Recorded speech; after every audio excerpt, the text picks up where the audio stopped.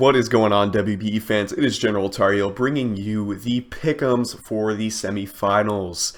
We are heading into the very heat of it for playoffs, and I'm very happy once again to be joined by my wonderful friend and co-host, CJ. Hey WBE fans, it's your friend choice CJ here, and Ben, the quarterfinals definitely lived up to the hype. It's got me even that much more hyped for these semifinals. What did you think was the most surprising result from the slate of quarterfinals games? Hands down, the most surprising result was our underdog in Vivid Color getting a win over the Bronx Bear Ticks and Pickem MD.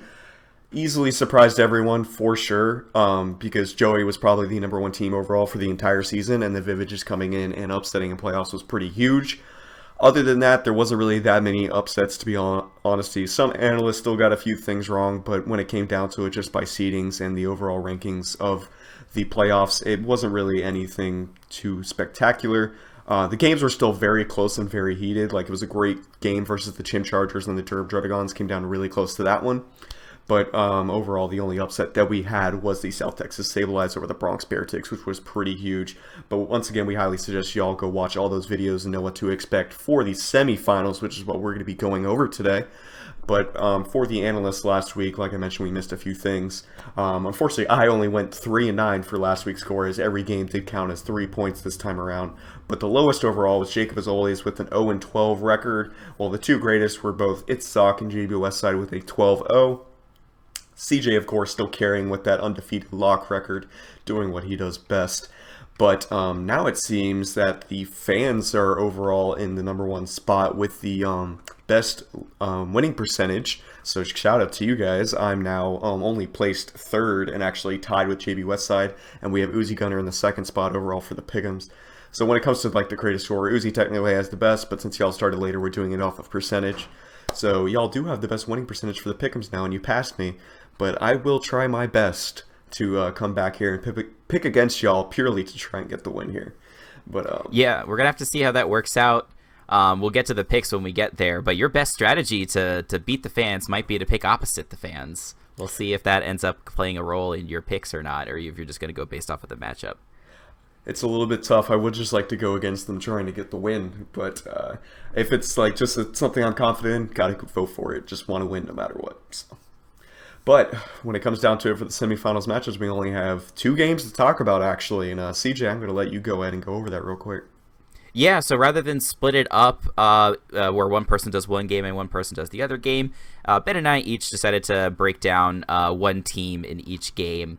And we'll kind of share our thoughts and maybe get a little bit of back and forth in terms of what we think the biggest threats are and how the game might play out. And things like that. So a little bit of a different structure, but hopefully it gives some good dialogue and interaction, and you guys enjoy that. So with that said, I can start with the analysis for the team that I picked for the first semifinals matchup. The first semifinals matchup is the Milwaukee Bee Warriors, coached by Wolfie Glick, going up against the South Texas Sable-Eyes and in Vivid Color. As Ben mentioned in the lead-in, there is quite a big upset, I would say, with Vivid getting the upset over Joey in the last round. And it's funny, like I think in the first 2 rounds of playoffs for Vivid, he lost to those people in the regular season. But in the here in the semifinals, going up against Wolfie, he actually beat Wolfie in the regular season 2-0. And so from Wolfie's end, there's a couple of adjustments that I think he'll have to make in order to come out ahead in this game. Neuvern was a really big problem for him in the first game. I think that Wolfie's going to need some better way to deal with that. Poliwrath was also a little bit annoying. I think he was a little bit caught off guard by how annoying that Pokemon was. He got a little bit unlucky, I would say. He just barely missed out on a KO on the Mega Aggron with his Tornadus T, hitting it with a Z-Focus Blast and not being able to KO it. I'm not sure if it was a roll or if there was enough EVs for that thing to live or not. But it looked like it was just literally on 1 HP. So it was definitely bad for Wolfie to lose out his biggest threat.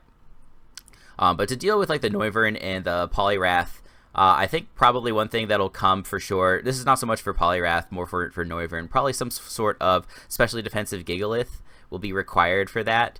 Like Excadrill with the AV was sort of a check, but it still took like 50% from Flamethrower, which was pretty tough. to deal with. But if you use Gigalith, if you like make it Spadef with AV plus the sand, it's not going to be taking like more than 30% from like a Specs Draco, so that might be an option. He could also just run like Spadef with a Papa Berry or something like that to try and get as much longevity as possible. And the Gigalith is nice because he can still use it to set up for Drill. Drill can still potentially run Assault Vest, but I still kind of like, I like a Sand Rush set instead of a Mold Breaker set. Mold Breaker does kind of make sense for hitting Aggron through the filter, but it's just still such a good win con. And it's especially true because Vivid doesn't really like to bring Hawlucha in really any of these playoff games. It's just not been a big threat for him this season. So that being like one of the major things that can revenge kill Excadrill, and if that's not likely to come, then I think that just makes Excadrill such a huge threat. On the offensive side, Torn is still probably the best overall. Ben, what do you think is going to be the response over there for Vivid to deal with the Tornadus T? Like, I don't really see anything besides Aggron. Is there anything cheeky that you can think of? In all honesty, no, it's probably just going to be the Aggron, because if he has anything else cheeky, that's probably just going to be hopefully the response to Gengar, in all honesty. Right, yeah, so, like, I think, like, yeah, Gengar is really good at pressuring, like, I think even the Aggron is kind of, like, the best switch into Gengar. Like, Wolfie, like, infamously has just been using Gengar as sack fodder all season, except for this game versus Vivid, bringing it in and just clicking Choice Specs Shadow Ball, and just whittling things down. Aggron's probably the only thing on the team that might have a chance of surviving two of those.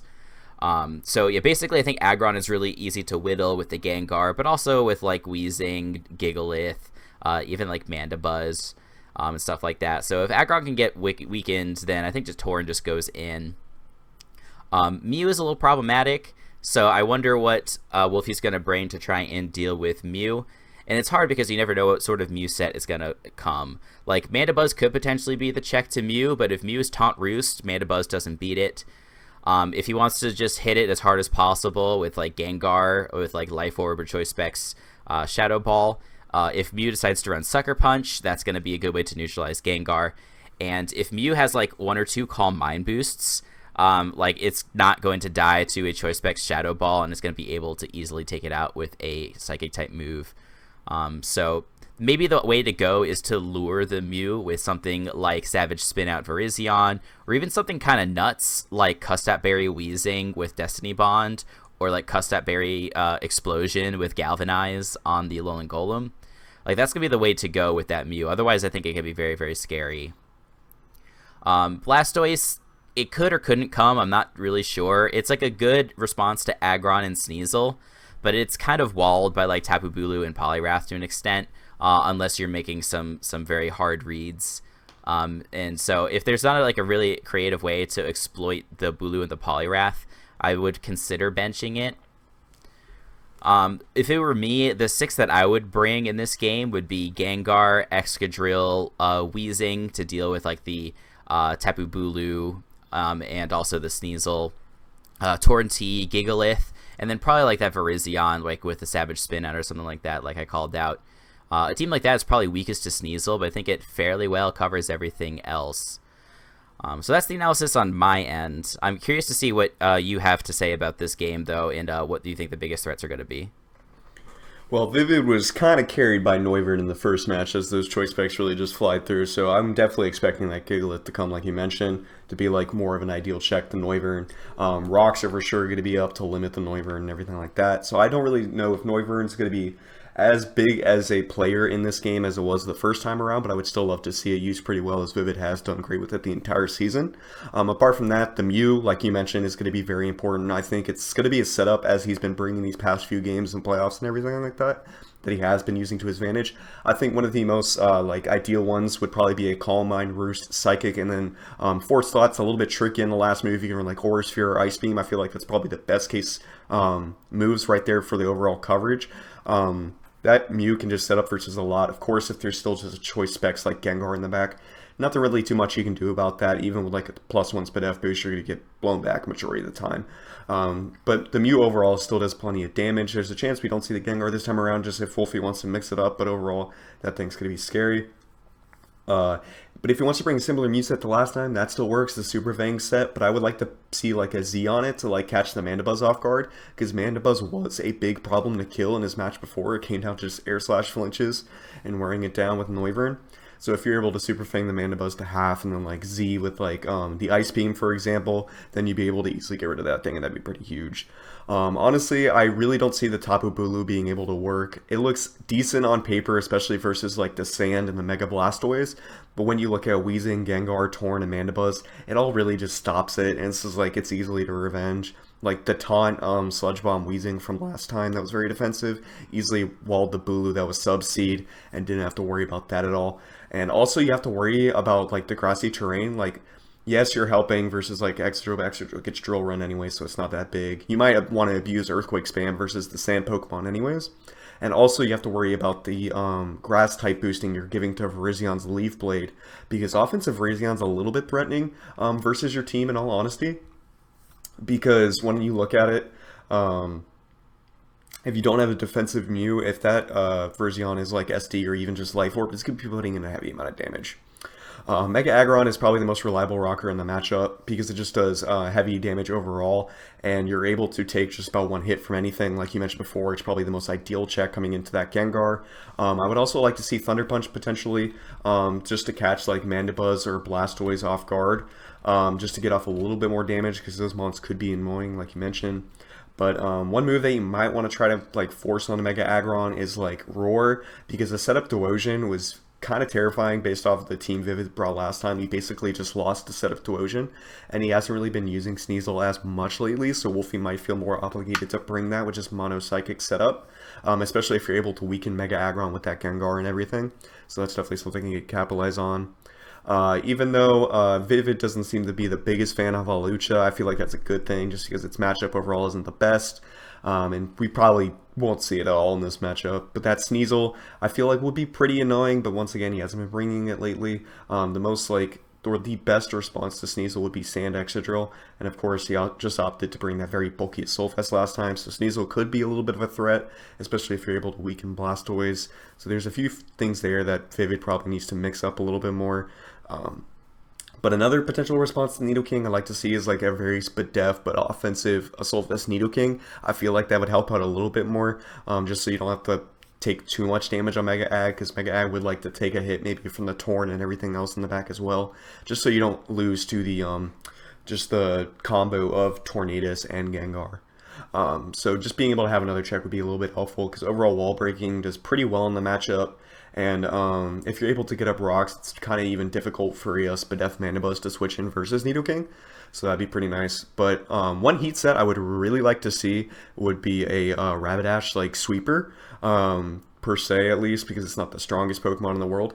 But if you're able to get off a lot of chip, because the only reliable recovery Wolfie has on his team is Mandibuzz, and I guess you can count Z-Haze Weezing. But you can run Flame Charge on the Rapidash in order to outspeed like Torn and Gengar, and then you have Electrium Z with Wild Charge in order to get the big KOs versus like Mandibuzz and Mega Blastoise. And then Flare Blitz and High Horsepower. High Horsepower, of course, lets you hit Excadrill without taking recoil, but mainly that Gigalith, which is definitely going to be coming in this matchup. I just feel like in late game, once you get a lot of damage off with like maybe the Noivern again or the Mew or something like that, and the Nidoking, like, because it can be wall breaking, Rapidash could actually potentially clean up, and it's not something that's typically respected, so it's something not everyone could prep for accordingly. The only other thing I could see that could be a little bit useful in this match is the Scarf Galvantula, because you just get the outspeed on the Torn and the Gengar, and that'd be very beneficial. Of course, with Volt Switch momentum, if the Drill for some reason drops pretty early, because there's no way that Wolfie's not bringing Drill in this matchup. But apart from that, for the overall match, when I was looking at it, Vivid's going to make sure he's got to be able to break Mandibuzz, because that did prove to be a problem in the first match, like I mentioned before. And overall, no reliable recovery on everything else. So as long as you wear it down, you can definitely blow it back with a few things in the late game, especially if you toxic things more than the Scald Burn that you got with like the Poliwrath last game. If you're able to wear it down toxic more, that'd be a little bit more beneficial. And expect to deal with Gigalith and Rocks this game, because that's going to be a little bit more difficult to deal with this time around.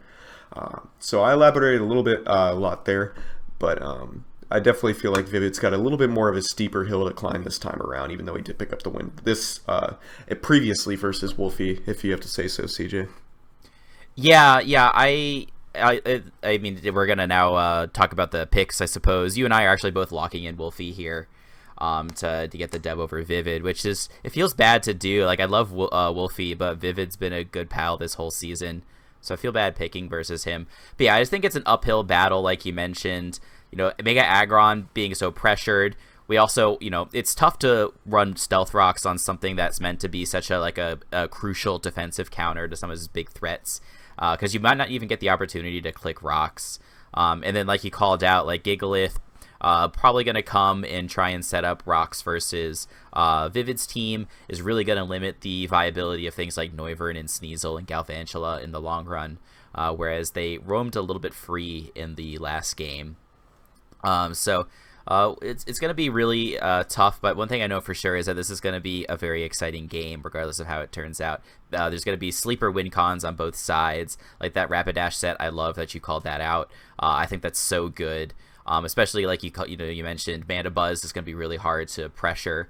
And Rapidash would be a really nice way to catch that thing off guard. If he does bring Sneasel, like Mandibuzz would be a little bit easier as well, but we'll see if that comes or not. But it's looking like a pretty even split in terms of who everyone is going for this game. We've got 5 folks going for Vivid and 6 folks going for Wolfie, including the fans locking them in. So anything else that you want to add to wrap this one up? I'm just thinking it's going to be a great match, and I would really like to see Vivid do his best and continue his underdog story, his Cinderella story, whatever you'd like to call it. But Wolfie really wants to be, or stay, that reigning champ for WBE, and I wouldn't be surprised if we see him move on this week. Alright, for the next matchup, we have the San Diego Chimchargers, coached by Lord Envy, going against the Florida Gators and its Gator. I'm going to quickly talk about Lord Envy and the San Diego Chimchargers in their matchup. So these two did face in Week 5 of this season, and Envy did lose 0-2 to Gator and the Florida Gators. Gator brought a pretty strange team, though, in the matchup. He brought, like, majority choiced Mons, and then a just groundsy Dawn fan, but he was still able to pick up the win. He didn't play, like, too legitimately when I looked at it, so he kind of was just cheesing Envy and still picked up the win. He probably knew that this was going to be a match in playoffs, and he didn't want to show too much. So he definitely has a slight more of an advantage over Envy, I'd say, in that. But Envy still has a lot of things in his favor, a few things he didn't show in the match that could definitely benefit him in the long run. And one of those massive things is Mega Sceptile. I feel like that is a great threat versus Gator. He only used it as a sack in the first match, so I definitely feel like it could capitalize in this game. Because just a mix attacking set with like Energy Ball, Earthquake, Hidden Power Flying, and X-Scissor has coverage for literally everything and forces a Scarfer or like Frost Blast with Ice Shard to revenge kill, which is pretty huge. Especially Energy Ball, you could opt to go Leaf Blade, but just because of Mega Sceptile's greater special attack would benefit you a little bit more, especially versus like the Dawn fan. If you want to try and kill that immediately, like on switch in, if you have to watch out for the Ice Shard on the Dawn fan as well, which is a little annoying. Maybe you really want to force sub on here over X-Scissor. That definitely has potential. X-Scissor just allows you to pick up a KO versus the Celebi, which could be pretty huge. Earthquake you definitely need for that Heatran, which is a pain. And Hidden Power Flying would just be pretty big overall for the Mega Hero, which is one of those mons, like I mentioned before, that just trades for a trade. So if you're able to get rid of that thing without losing any Pokemon, that'd be huge, because Envy has limited checks to that Mega Heracross for sure. One thing to pair very well with this Mega Sceptile would be Drapion. Like I mentioned, it can definitely come in versus that Frostlass that wants to try and revenge it, and you can Pursue Trap that, which would be pretty huge. You're also able to get T-Spikes, which wears things down over time, because you do have like a slightly bulkier team when it comes to how Gator likes to have his Mons, and he also doesn't have a grounded poison type, so those are staying there if he doesn't get off a Defog, which is pretty huge. His Defog Mons, of course, just being the Archeops, and I believe that's it, which is kind of insane. So those T-Spikes I definitely feel like are going to be coming and have a big play in this game. And also the Drapions can be able to knock off spam and maybe look for that potential Scarfer that's trying to catch the Mega Sceptile off guard, which could be pretty huge. Dugtrio is just an excellent trapper in this matchup for the likes of Zorora and Heatran. Envy didn't have to deal with Zorora in the regular season because this was the week when Gator traded with Joey and the Bronx Bear Ticks, so he had Volcarona in this matchup and didn't use it in the end. But now he has to be aware that Zorora and Dugtrio is going to be a great trapper for that, especially if you opt to make it a Scarf Dugtrio or just a Focus Sash and you're able to neutralize hazards. That'd be pretty important.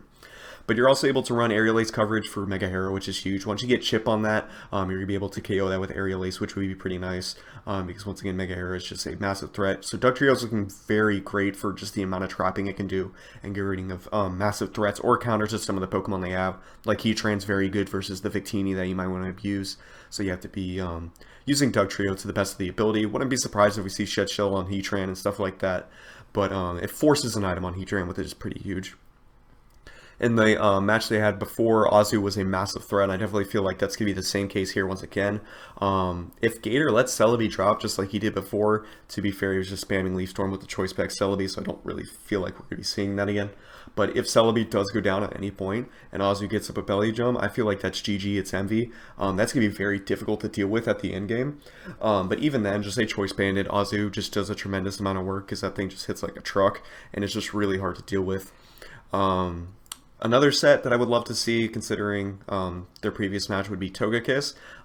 Nasty Plot Air Slash Aura Sphere does very well, but I would like to see a different slot or fourth move and item slot in this game. I would love to see a Wakan Berry with counter on this Togekiss to easily cheese the Zorora and not worry about that, because that thing can be a threat, even though you do have the Mega Sceptile to outspeed it and Dugtrio to potentially trap it.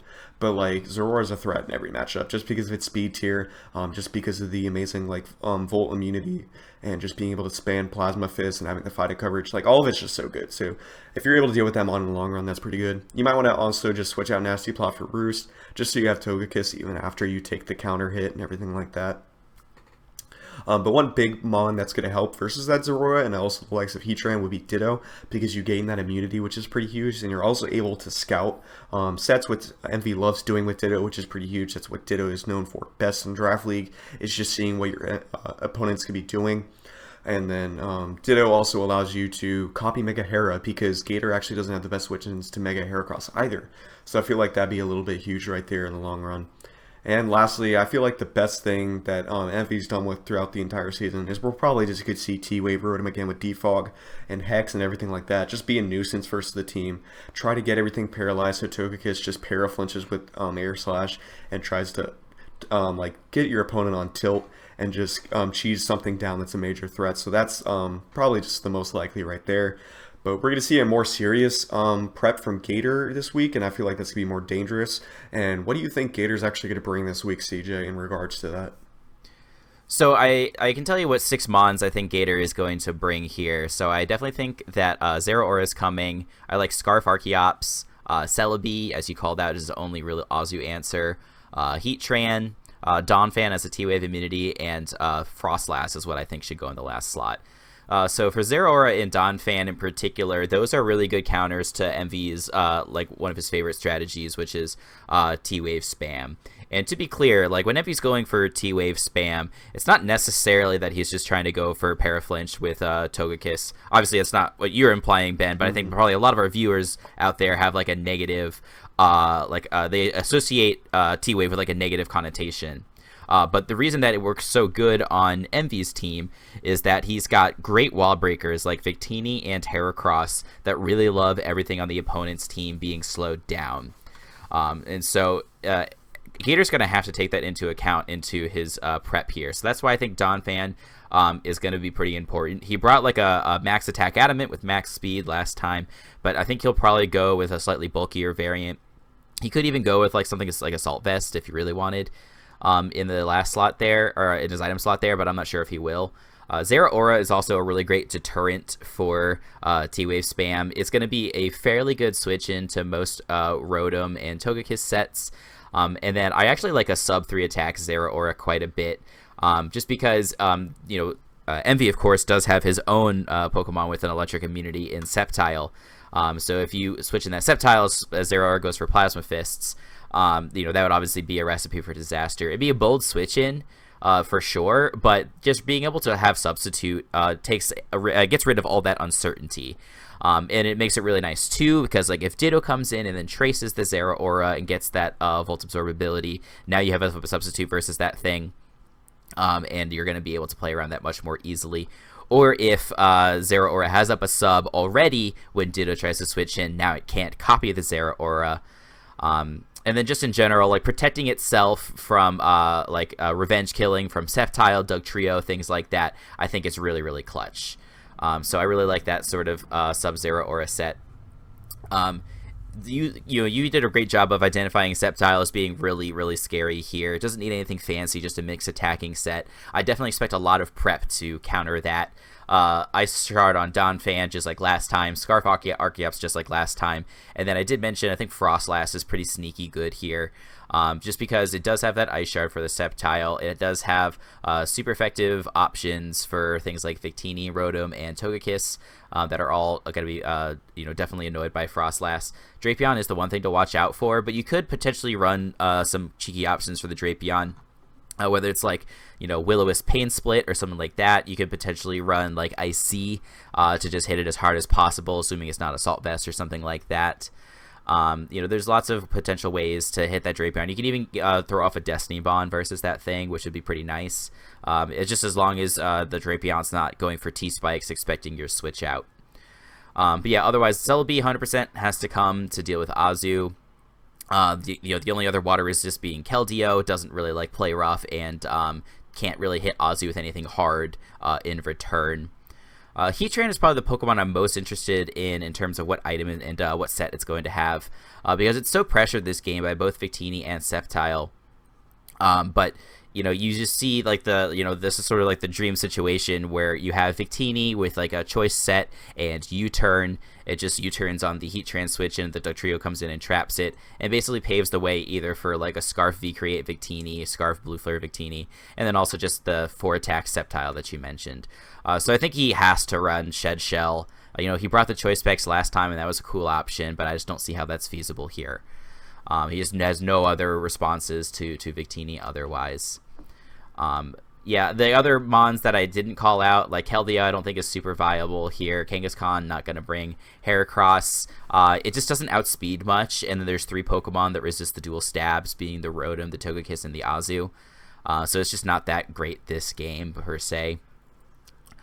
Yeah, I think it's going to be a really, really tough game, but, Evie has said it himself that Gator is his kryptonite. Envy just hasn't quite figured out how to solve Gator. Hasn't really been able to get a good win over him in some time. So in terms of picks, Ben, it's definitely one of the closest games I think I've seen all season in terms of the matchups. But I think you and I are on the same page in terms of who we're voting for here. Yeah, we opted to go in favor of the Florida Gators, and it's Gator. I just definitely feel like he has an advantage going into this game. Envy's still going to have this is going to be a great battle no matter what, and it's going to be a close match for sure. Envy definitely has a chance, but when it comes down to it, we just had to go for Gator. And for the analysts, it's like basically split right down the middle. The fans at home just decided to go against us, though, CJ, and vote in favor of the San Diego Chimchargers. No surprise there. Fan favorite for sure. But when it comes down to locks, we had 3 in favor of the San Diego Chimchargers and 2 in favor of the Florida Gators. So it just shows how split it is right there, even though both of us are going for the Gators. Plenty of people are going for Envy, and I'm looking really forward to this match to see who can make it into the championship. I hope you guys appreciated how we broke it down this time around. We still wanted to go very in-depth while balancing the workout between us and not talking just forever, going over each of the teams but on our own and everything like that per game. We're probably going to do the same in the finals match, and we'll take as much in consideration as we can. We're really looking forward to these games, and we hope you guys are as well. But before we head out, I'm going to let CJ do all the plugs, and I'll look forward to seeing you guys next week. Yeah, thank you guys so much for watching. Hope you enjoyed it. If you did, obviously, it supports us so much if you guys drop a like on the video and you leave a sub. The season is wrapping up, and the analyst content is going to be slowing down once the season is done. But keeping the sub up really supports the channel. And when WBE comes out with its first season in Sword and Shield, you'll be able to get that announcement in your sub box right away. So definitely hope you guys stay tuned for that. Make sure you go down the description below and check out all of our fantastic coaches, even the ones that are not in playoffs, because they're doing fantastic content all on their own respective channels. But yeah, definitely make sure you check out each of these 4 semifinalists and give them a sub so you can catch their semifinals matchups and all of their future games as well. While you're down in the description below, make sure you check out the Ownage store, potentially get a t-shirt with your favorite team's logo on it. Those shirts are really cool. And make sure you check out the Pixelmon link down in the so in the description below as well. They've been a really supportive sponsor this season, so hope you guys turn up for that. Other than that, yeah, thank you guys so much for watching. This has been another really fun week. I've loved doing this segment all season long. It's hard to believe that after this we're only going to have 1 week left, and we'll have to see if we get invited back to do some more breakdowns next season. Stop, CJ. You're going to make me cry. I don't want to cry. You're my best friend. No, but hopefully we will be back. And either way, WBE is going to be amazing kicking off the Sword and Shield, and y'all are going to know it. But that's going to be it from us. So, deuces.